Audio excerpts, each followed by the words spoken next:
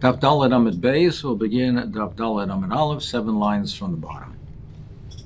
Rav Nachman bar Yitzchak, they asked the following shaila: a masker buys l'chaver ba'asar. Someone rents a house from his friend on Yudalid b'Nisan cheskosa boduk or yein cheskosa boduk.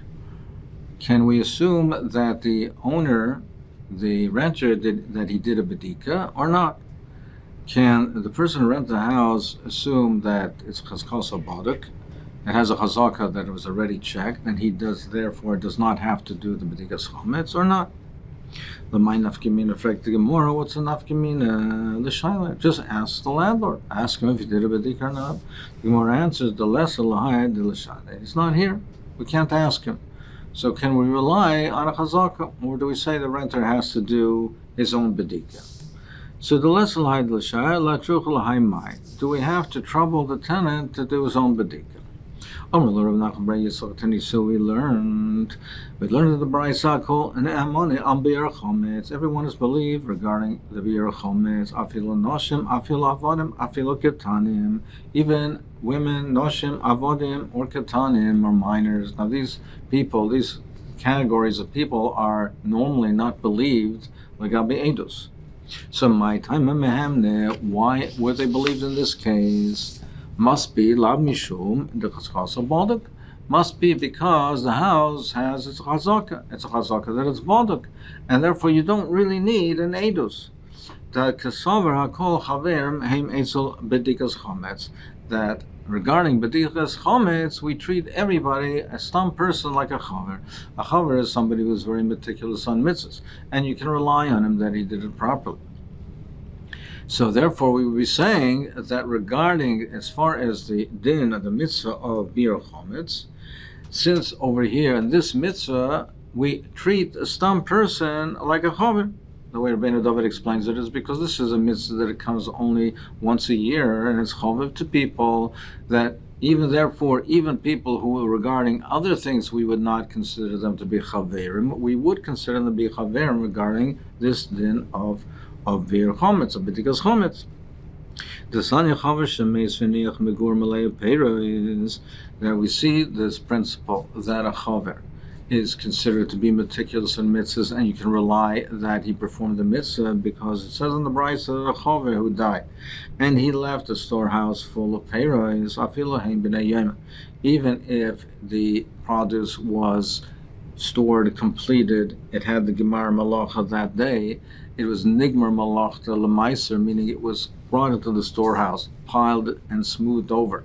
So it was nigmar malachta.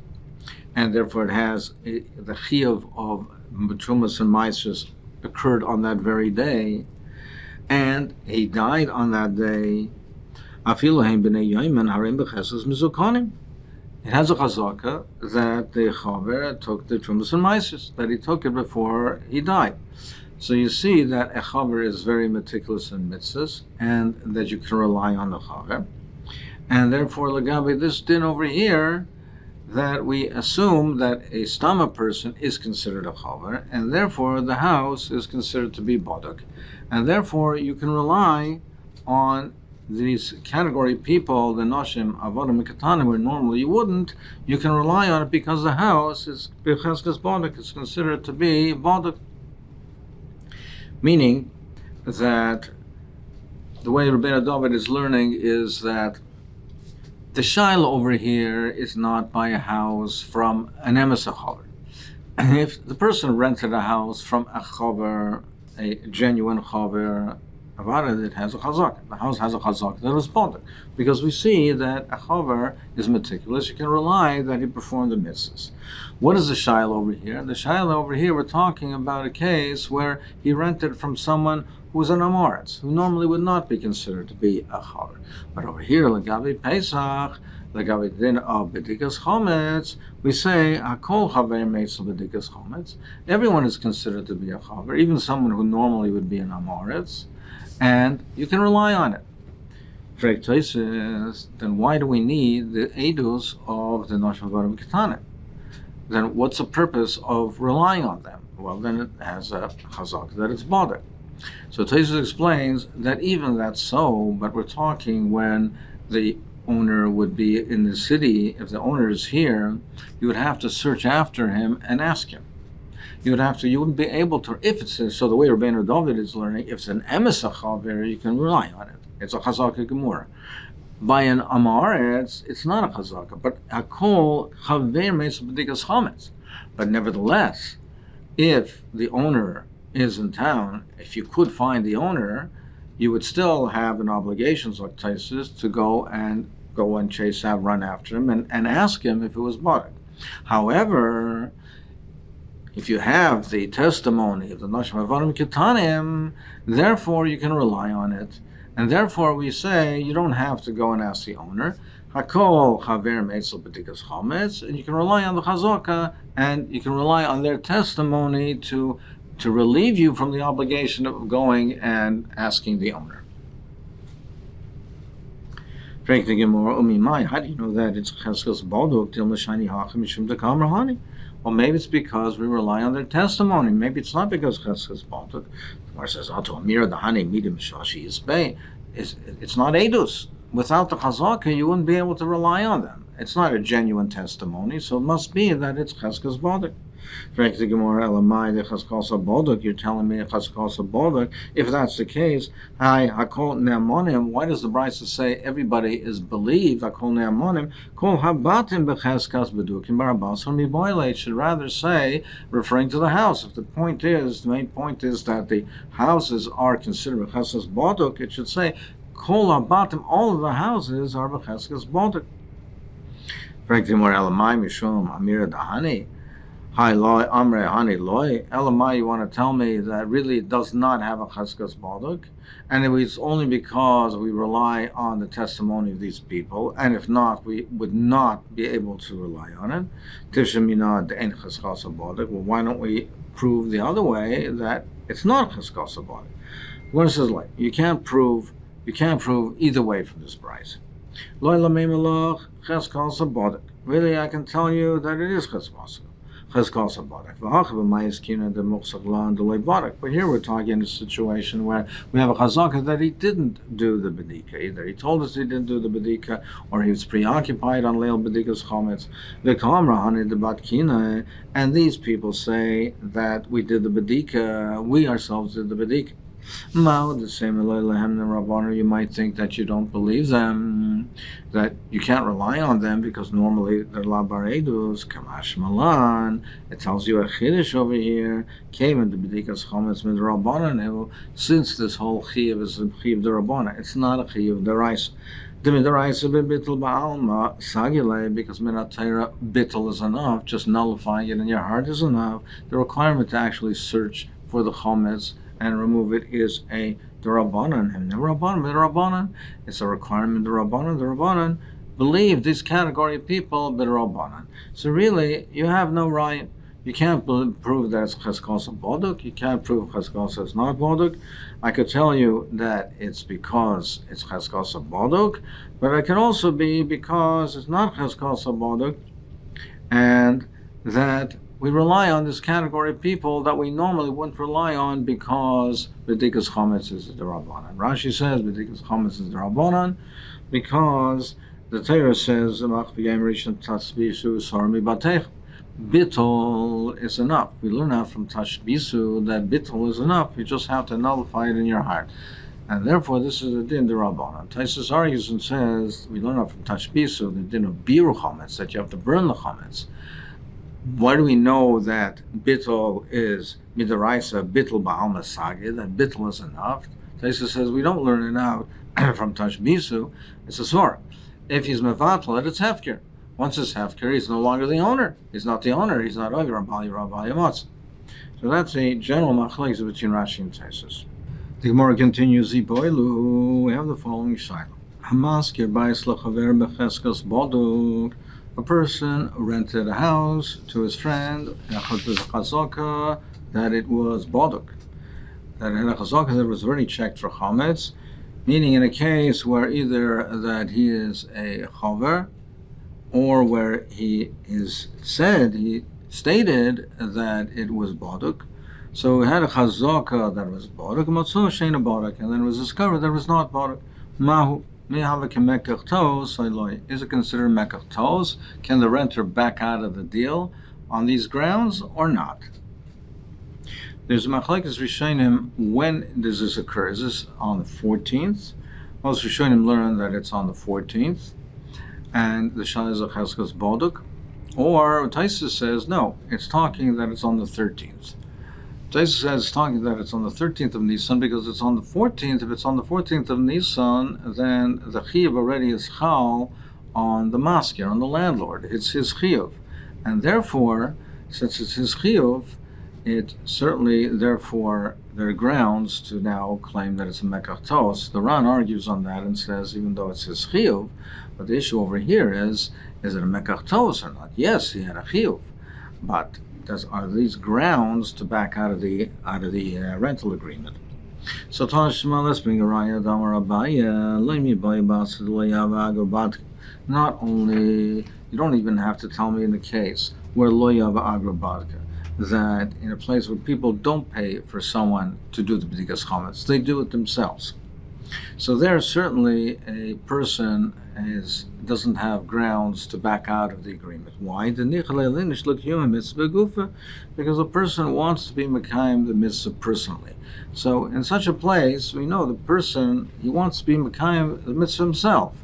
So there's not grounds to back out of the rental, because we would say that a person, just because the house is not checked, he would not have said, well, had I known this, I would not have agreed to rent the house, because people generally want to do the mitzvah. So it's not a valid ground, they're not valid excuses to say, had I known this, I wouldn't have rented the house and it's a mekach tos. No, because people do want to do the mitzvah themselves. But even in a place where people don't take the trouble to do the mitzvah themselves, so they don't personally want to do the mitzvah, they pay somebody to do the mitzvah.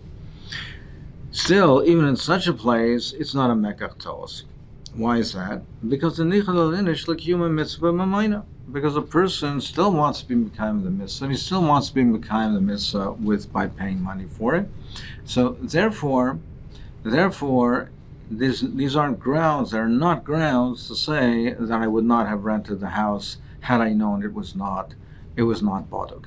Because a person still wants to be mekayim the mitzvah, whether he does it personally or whether he does it with his money, he still would want to be mekayim the mitzvah. So we cannot consider it a mekach tos. There's a machlekes in the Rishonim. Do we say, however, this applies even in a case where the person said that he's renting it on condition that it is boduk? What about if he rented it on condition that it is boduk? He said specifically, I'm renting the house on condition that it's checked. According to the Pri Chodesh, he stipulated it. If he said that I'm renting it if it's boduk, then it's a mekach tos. According to the Ramban, it's not.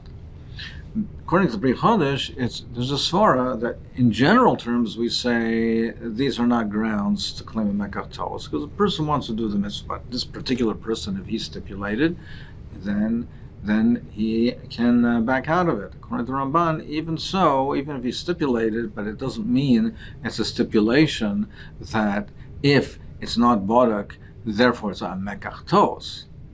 There's another machlekes amongst the Rishonim is that even if we say it's not a mekach tos, the Gemara's maskon is that it's not a mekach tos, but can the renter be compensated for the money that he would have to pay to get somebody to rent the house? So that's a machlekes Rishonim.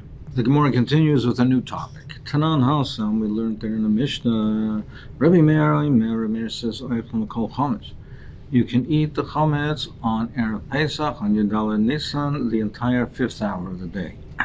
V'sarfim betchilas sheish.